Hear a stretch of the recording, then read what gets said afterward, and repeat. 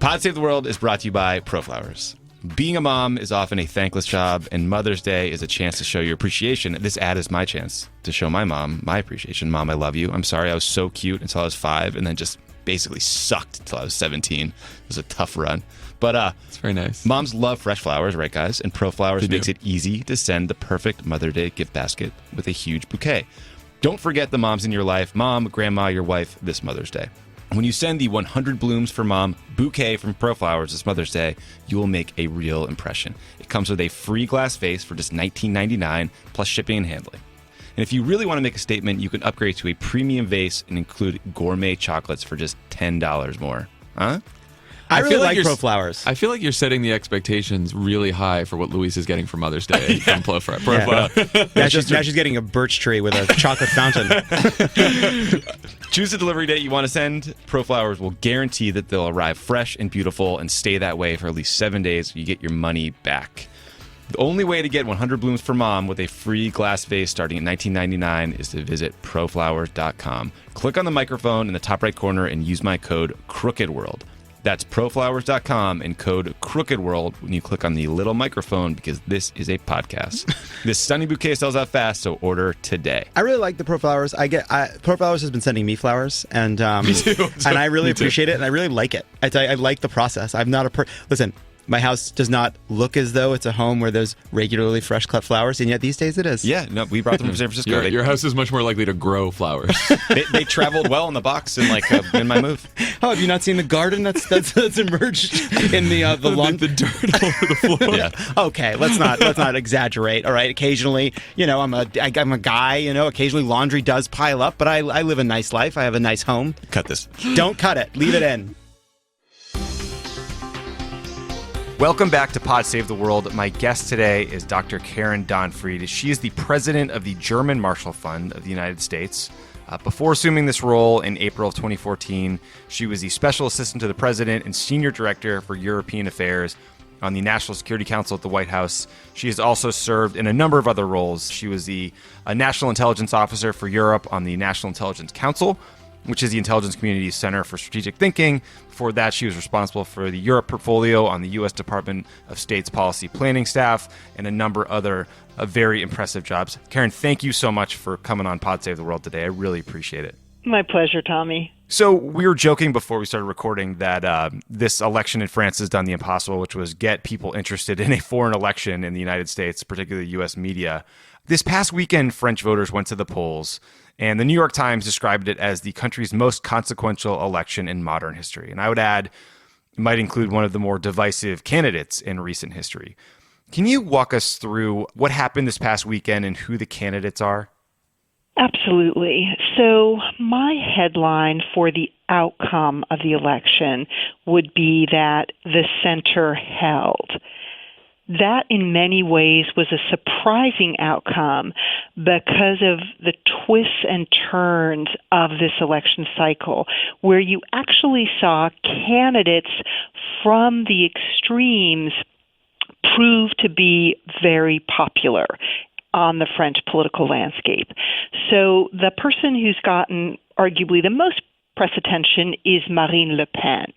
She is the head of the National Front, which is a far-right party in France.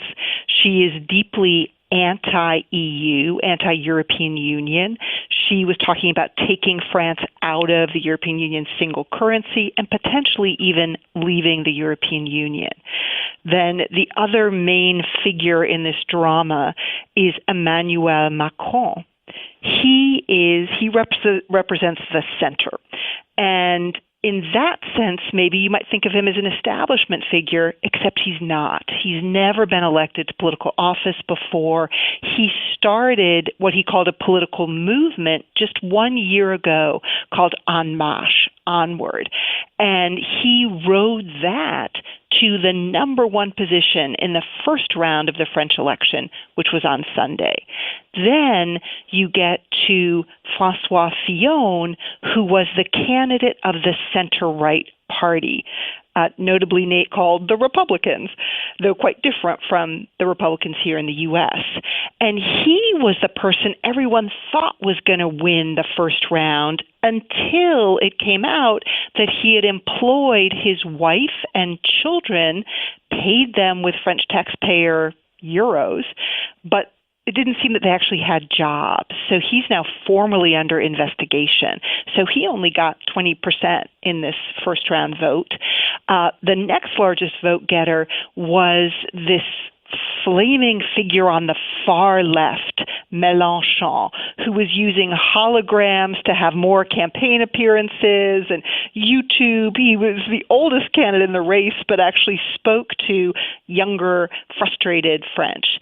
And then at 6% of the vote in the first round, you had the candidate of the Socialist Party, the second major party in French politics, the center-left party, which happens to hold the presidency today.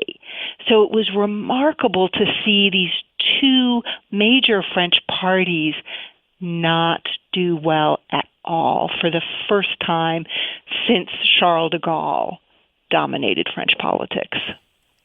It's great to hear that a country still cares about nepotism. There's a political cost there. So, it's hard to imagine an election, a presidential election in the United States where neither the Democratic Party or the Republican Party had a candidate competing in the general election. But isn't that essentially what happened here in France? Is that as seismic a political event for the French as it would be for us? There is no question it is a seismic event that you don't have a candidate from the center right or the center left in the second round of the presidential election.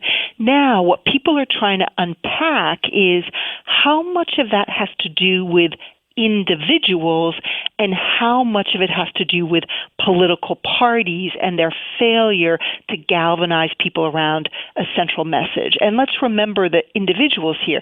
Fillon, as we talked about, had this scandal. The Socialist Party, that center-left party, strikingly, François Hollande, the current French president, chose not to run for re-election. And I believe he hit 4% popularity at one point in favorability ratings.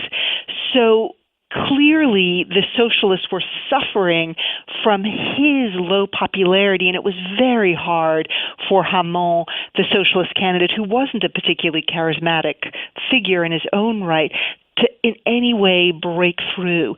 What'll be interesting, Tommy, is the presidential election is getting lots of attention, in part because of the concern around Marine Le Pen possibly winning. But there are also parliamentary elections that France will have in June. And those will be interesting because the president, if he or she does not have a majority in Parliament, will have a tough time getting through his or her agenda. And that will also tell us something about the strength of those traditional parties in France. So right now, there's still a vibrant debate about, is it that these political parties are hopeless and you'll see a complete reconstruction of the French political party landscape, or is it that they have particularly weak candidates this time? We're down to a runoff between, your pronunciation is so much better than mine, Le Pen and Macron. Can you talk a little bit about their parties, especially the National Front Party, which is a pretty sordid history that I feel like has gotten attention, but I think might still be shocking to some people in the U.S.? So Marine Le Pen now leads a party, the National Front, that was founded by her father in 1972. And her father held quite extreme views. He essentially would describe the Holocaust as, that didn't really happen, and he denied French participation in it. And she was brought up in that political tradition. She followed her father into the European Parliament. So even though she does not believe in European integration, wants to take France out of the single currency, may want to leave the EU itself, she has been a member of the European Parliament since 2004. She took over the leadership of the party from her father in 2011. And then you had this amazing drama between Marine Le Pen and her father, Jean-Marie Le Pen, in that in 2015, she expelled her father from the party that he had led for almost 40 years. And it was because she came to see her father as a liability. His extreme views, his anti-Semitism was seen as an obstacle in her eyes to the National Front gaining legitimacy and broader popularity. So she has tempered the image of the National Front quite successfully, you could argue. And so she has been trying to have the party seem, quote unquote, more normal. And it's really interesting because if you look at how well she did in this first round, so as we mentioned before, she took about 20, if we round it up, 22% of the vote in this first round. That equals almost 7.7 million votes. Okay, if you compare that to the last presidential election in France in 2012, she had 6.4 million votes in the first round there. If you go back to 2002, when her father made it through the first round in a presidential election, he got about 4.8 million votes in the second round. So, she has increased support for this party. And it's interesting because there is a correlation between unemployment and rural areas voting for Marine Le Pen. So in the same way in the U.S., we saw sort of the middle of the country voting for Donald Trump and the coast and the big cities voting for Hillary Clinton. You do see similar patterns in France. So that's what you see with Marine Le Pen. Emmanuel Macron, he, on the one hand, bills himself as an outsider, but on the other hand, he's the product of the classic French education for people who go into politics. He went to Sciences Po and ENA. These are sort of the classic schools for the French political elite. He actually was economics minister in the current President Hollande's government. He left that government to start this movement we had talked about earlier, En Marche. I would point out, En Marche, the initials EM are exactly the same initials as Emmanuel Macron. Quite clever. He's young, he's 39, he's charismatic, and maybe it's worth mentioning that in most interviews Macron gives where he's asked, what was the defining political moment for you, he talks about watching Jean-Marie Le Pen, the father of Marine Le Pen, reach that second round of the French presidential election in 2002. And when he talks about that, he said at that moment he began to worry that if the mainstream political parties in France didn't change radically, then the far right would move ever closer to power.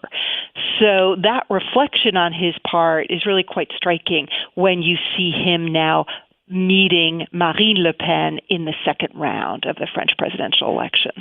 So I guess that's a question a lot of people have, which is the current French prime minister said that if Le Pen were elected, it would lead to the end of Europe and the euro. In 2014, she told Der Spiegel, I want to destroy the EU. The EU is deeply harmful. It's anti-democratic. I want to prevent it from becoming fatter, from continuing to breathe, from grabbing everything with its paws. That is some vivid imagery. Do you think that's hyperbole from a candidate and her adversary? Or do these comments offer a fair assessment of the stakes of this election and explain why it's gotten so much attention outside of France? So, Tommy, I do not like to think of myself as a drama queen, but I agree with that characterization. I think this election is uniquely consequential for the future of Europe. And I say that because of the broader context. Let's remember, last June, you had a referendum in the United Kingdom that resulted in a yes vote for the UK, the second largest economy in the European Union, leaving. So this European Union that since it was founded in 1957 has always moved more deeply on the integration front and has consistently widened its membership.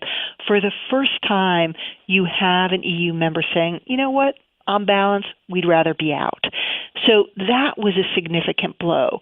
You have a European Union that's still managing a Eurozone crisis among those 19 countries that share a single currency.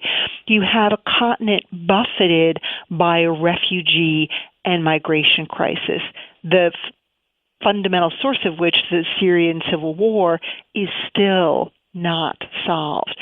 You have an assertive Russia on the EU's eastern border that is creating tumult not only in the eastern part of the continent through its illegal annexation of Crimea, taking the sovereign territory of its neighbor Ukraine, but is actively trying to influence politics in countries like France and broader developments in the European Union. So a lot of bad things are happening. A lot of forces are at play that are working to pull the European Union together.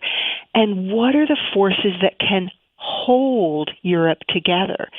At the core, everybody always looks at Germany and France.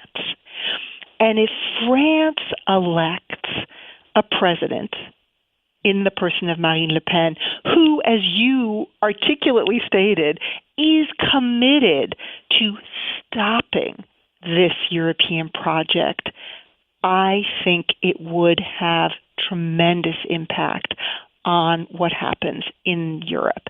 That matters for the U.S. because for the past 70 years, American policymakers have believed that it was in our interest for Europe to never go to war again, and the best antidote to that was seen as a European community and then European Union that would forge cooperation among these countries. Ooh, scary. You're geeking out with me on Pod Save the World. More on the way.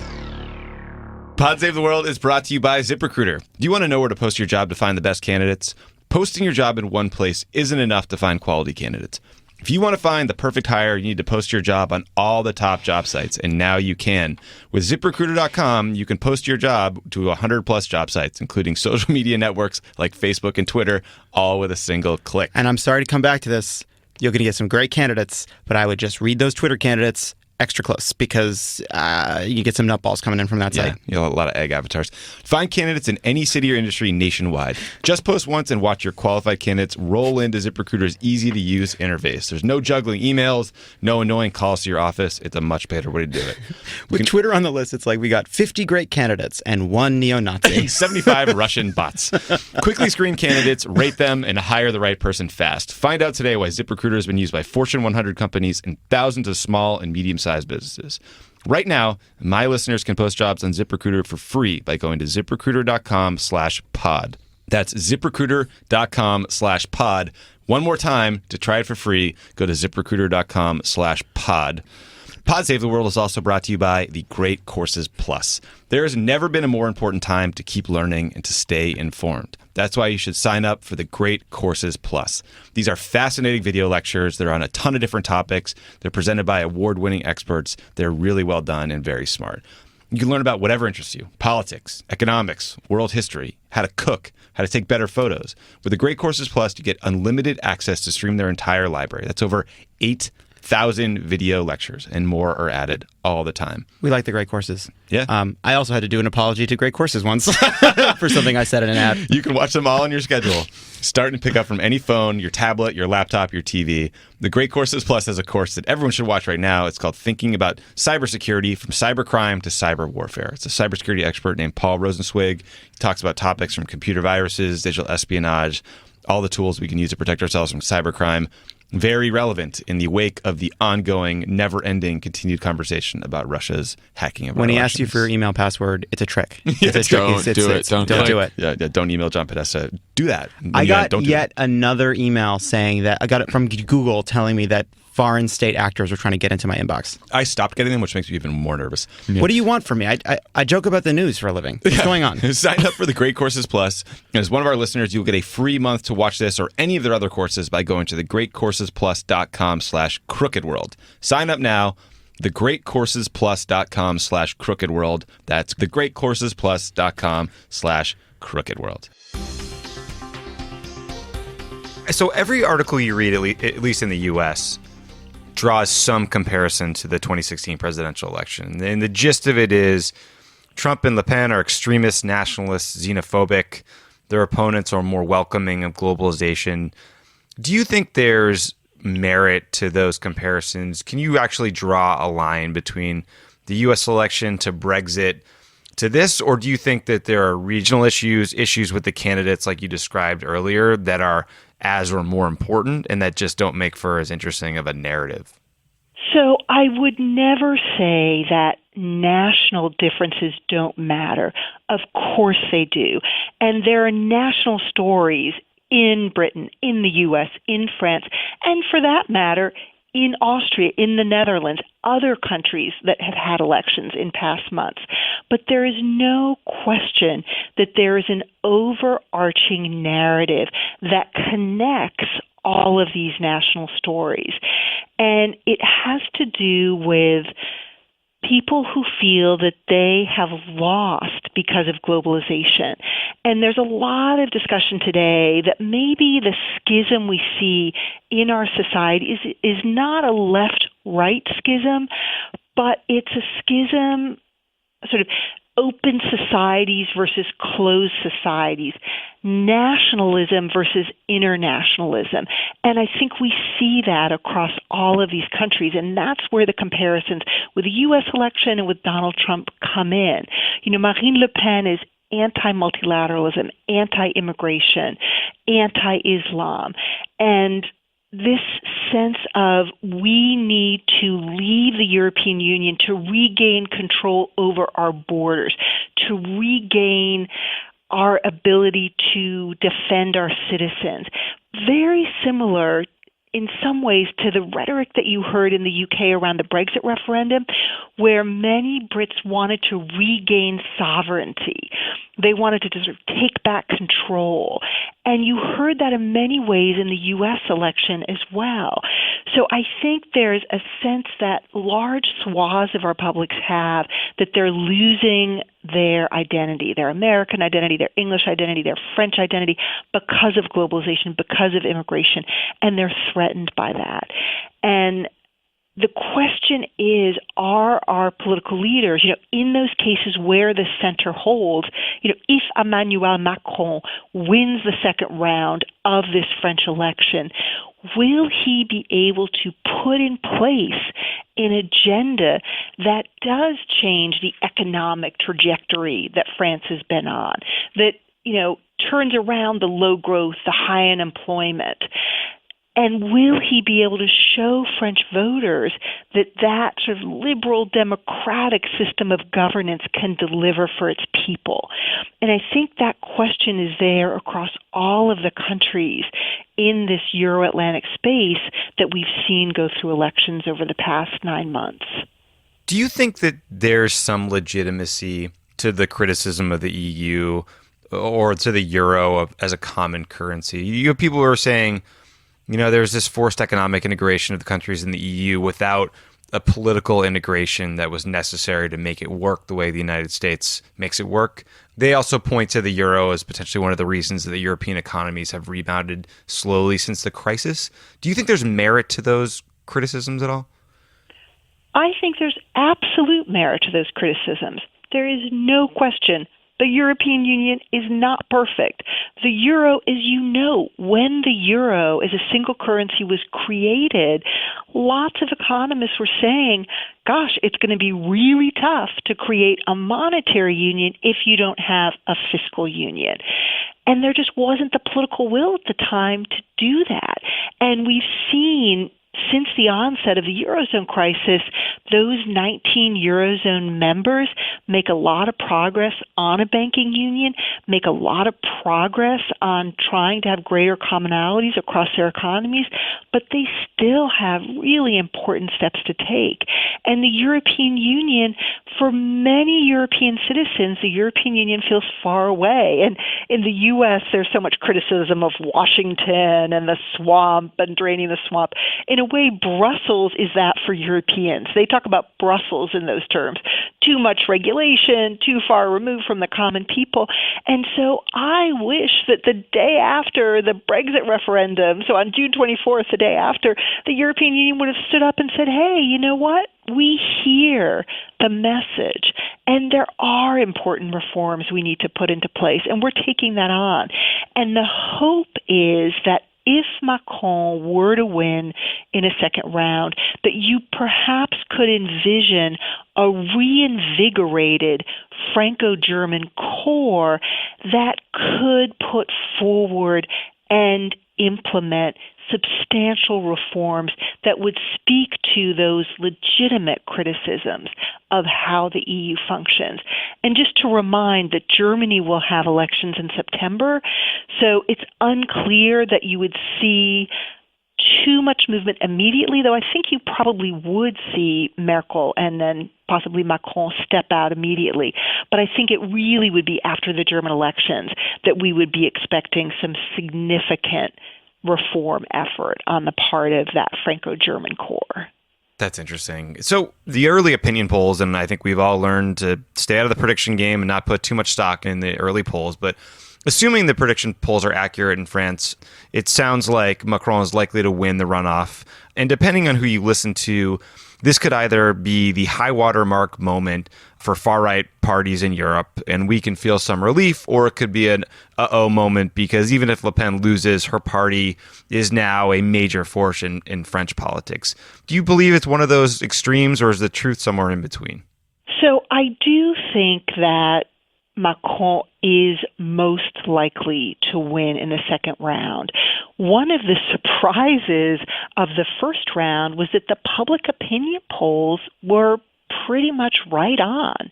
We haven't seen that in recent elections, but it did turn out to be the case in the French election. We saw very high voter participation of over 80%.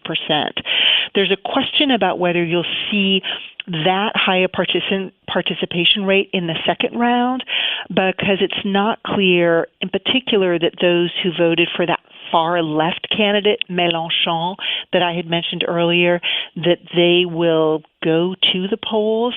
Interestingly, the other two major candidates, Fillon and Hamon, have encouraged their voters to vote for Macron.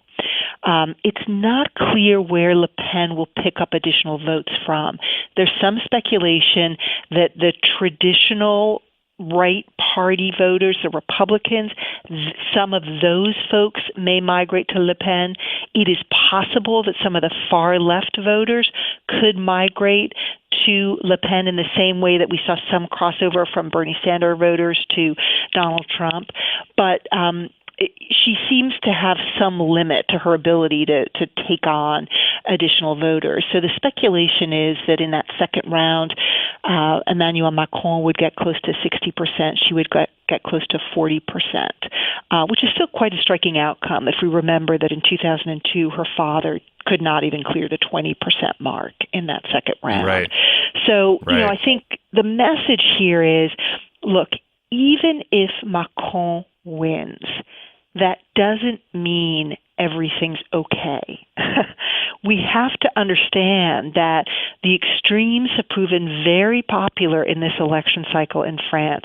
There is deep dissatisfaction among a broad swath of the French public, and that dissatisfaction needs to be addressed if there is going to be a rebalancing of strong majorities in EU countries that believe in this liberal democratic system of governance that has been with us since the end of World War II. You're listening to Pod Save the World. Stick around. There's more great show coming your way. Pod Save the World is brought to you by Squarespace. Make your next move with a beautiful website from Squarespace. Squarespace has award-winning templates, and they're the most beautiful way to present your ideas online. Where do you think they hold the template awards? The Tempe's? Tempe, Arizona. The Tempe Awards in Tempe, Arizona. That's good. Create a beautiful website with Squarespace's all-in-one platform. There's nothing to install, nothing to patch, nothing to upgrade ever. Squarespace provides award-winning 24/7 customer support and a unique domain experience that's fully transparent and simple to set up. Squarespace is used by a ton of creative people, professionals, businesses, designers, podcasts, artists, restaurants, more. Tons of people use Squarespace because it's easy, it's great, you will love it. Use offer code SAVETHEWORLD for 10% off your first purchase of a website or a domain. That's offer code SAVETHEWORLD for 10% off your first purchase of a website or a domain with Squarespace. You will not regret it. Make your next move with Squarespace. Support our pods. Use Save the World code. Or if you're listening to Pod Save America, also use Save the World code because this is me talking now and the other guys can't hear me. Save the World is my favorite code yet. There's a lot of concern about potential Russian interference in the election and reports of cyber attacks on Macron's campaign from groups with ties to Russian intelligence or the Russian military. How worried should we be about potential Russian interference in the French election? And can you help people understand why Russia might want to have Le Pen win and to break up the EU? So Russia clearly has been trying to influence these elections. We've seen lots of reporting on this. And the reason that they would be interested in interfering in this election is ever since Russia illegally annexed Crimea, which is a sovereign part of Ukraine's territory, the European Union has had sanctions in place against Russia. They've done this in coordination with the United States. And it's been quite striking to see the 28 EU member states remain solid on this because you have very different relationships across those 28 countries with Russia, historically, economically, politically, socially, culturally. So I look at that and say the glass has been half full on the EU's ability to stay united in disapproving of Russia's taking this territory of its neighbor. Russia's not happy about these sanctions. Russia's economy is not doing well, not only because of the sanctions, but also because oil and gas prices have been so low. So Russia has been interested in breaking the solidarity among EU member states on sanctions. Le Pen, interestingly, her party has gotten substantial loans from a Russian bank. Le Pen has quite a close relationship to Russia. She has gone and visited Vladimir Putin. Interestingly, the center-right party's candidate, Fillon, also suggested he was interested in warming the relationship that France had with Russia. Macron consistently has said, no. Russia has behaved badly. It has abrogated values we believe in. We need to stay the course on Russia. So it's pretty clear that Putin would much prefer a Le Pen or even a Fillon than a Macron. So in the second round, the clear suspicion is that Russia will double down on its efforts to try to be helpful to Le Pen. Ugh, wonderful. So, you mentioned earlier the role of Syria in the election and the fact that it's become a significant political football. Angela Merkel of Germany was extremely welcoming to Syrian refugees and paid a cost for it. Macron has been supportive of Merkel's efforts and of refugees generally. How big a factor do you think Syria and the resulting refugee crisis has been in this election and in Europe generally in public opinion? So it's quite interesting if you compare France and Germany, because Germany has taken the lion's share of those Syrian refugees. Essentially, when that influx began, Germany and Sweden were the two countries that welcomed those refugees. By the end of 2015, Sweden said, we cannot take any more, closed its borders. And then Germany was sort of the last EU member state still standing that was accepting these refugees. we can have a separate conversation about why Merkel made that decision. But France was not welcoming of those refugees. France has a large immigrant population because of its own history in Africa. And an issue that Marine Le Pen has gotten an enormous amount of traction on has been the issue of immigration, refugees, Islam.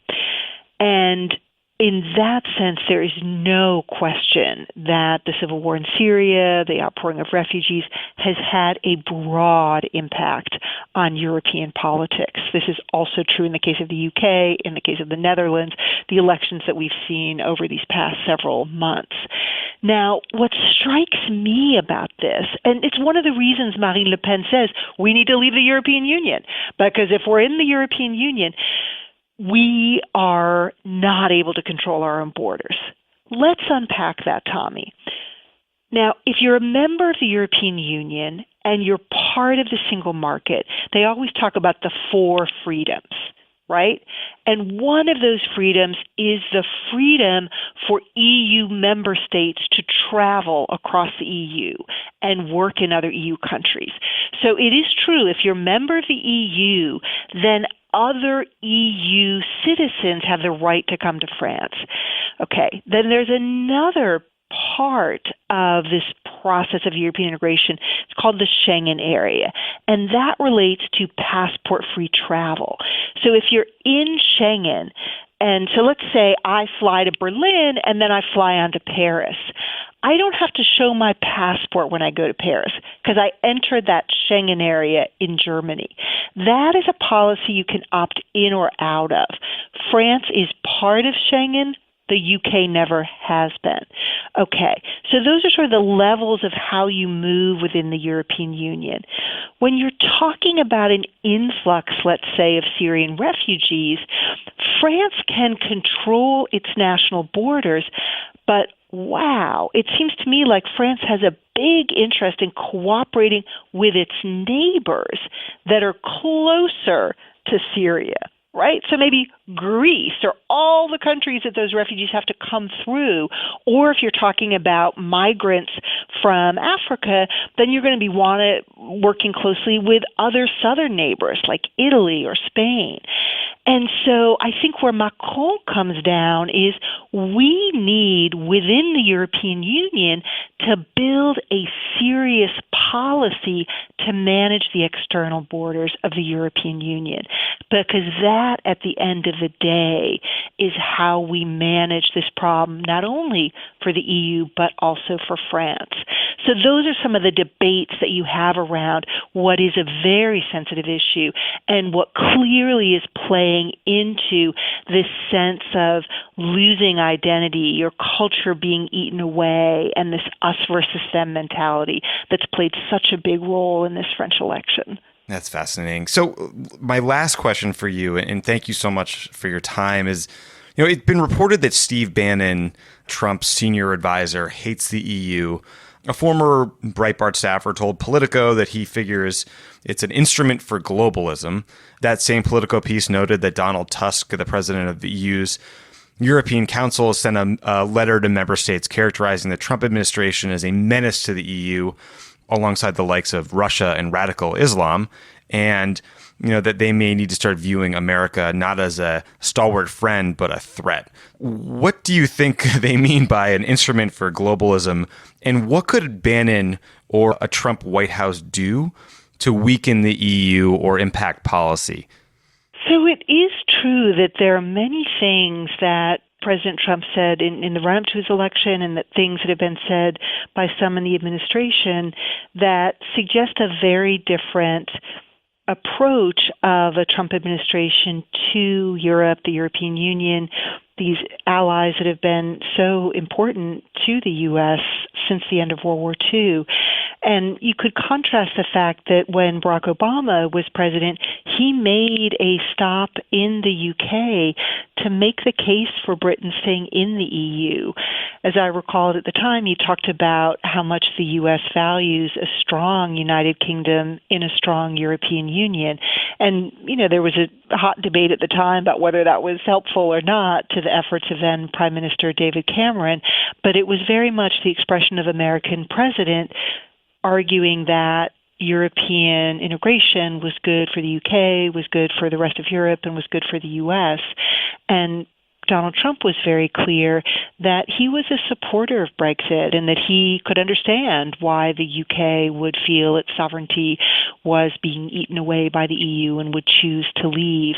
And that was quite striking for a U.S. president to take that stance. And we saw in an interview that President Trump did shortly before his inauguration, where he spoke at some length about the European Union, expressing his view that it didn't maybe really matter to him whether the EU stayed as a union of 28 or whether those 28 EU member states were on their own and weren't held together in some union.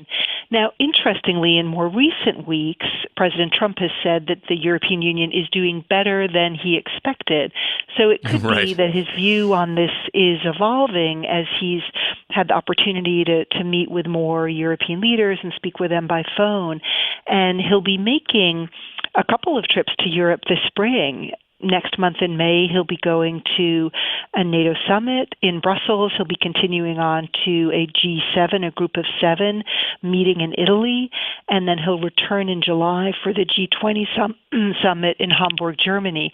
So it may well be that President Trump's views on this will develop, but certainly for the past 70 years, every U.S. administration, whether Republican or Democratic, has articulated a view that deeper European integration is in the U.S. interest, and that we see economic benefits to us of that we see political benefits to us of that. And the organization I run, the German Marshall Fund, we're celebrating the 70th anniversary of the Marshall Plan this year. And that was the first time when the U.S. articulated its policy in support of European cooperation. So I've clearly drunk the Kool-Aid on this and do see why this benefits American interests. But I think you could also make a compelling case that European process of integration benefits French interests and broader European interests too. I agree with you. Karen, thank you so much for your time. This is fascinating. We will be watching very, very, very closely as the second round of the election goes off on May 7th, I believe. I might harass you again if things go south, but we will cross our fingers that there's a good outcome here. We will, because you never know. So keep those fingers you never know, because the consequences are significant. And Tommy, it was a total delight to talk to you. Thanks so much for reaching out. Appreciate it.